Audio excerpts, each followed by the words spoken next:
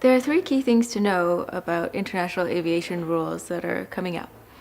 It's called the Carbon Offset Reduction Scheme for International Aviation, and it currently covers over 70 countries and over 90% of international aviation emissions. The first point that I want to talk about is the scope, so who's covered and when it starts. From 2019 to 2020, each of those years forms the baseline of emissions, and all airlines have to report their emissions, whether or not their country has volunteered to be part of the scheme or not. Then in 2021, those that are in a country that have volunteered must not only report their emissions, but also begin offsetting them for the period of 2021 to 2023. The second key point for CORSIA is why it started. International aviation is responsible for 2% of global emissions, and it's growing at a rapid rate, 5% of forecasted traffic and aviation growth per year.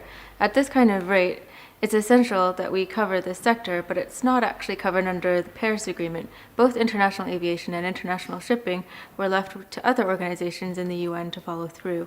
The International Civil Aviation Organization was charged with setting out the international aviation rules. In 2016, they passed their landmark resolution in which airlines had to cover their forecasted growth with offsets. This historic agreement means that for the first time, a sector industry-wide is covered under an international scheme. The last point on CORSIA is what's the impact. By 2025, nearly 175 million tons will be required to be offset under the carbon neutral growth requirements of CORSIA. By 2035, that's nearly 500 million tons that needs to be offset. The impact on the forest floor, as you can imagine, is massive, with hundreds of millions of trees being saved and tens of thousands of jobs being created. Working with E+ on our projects is much more than just carbon.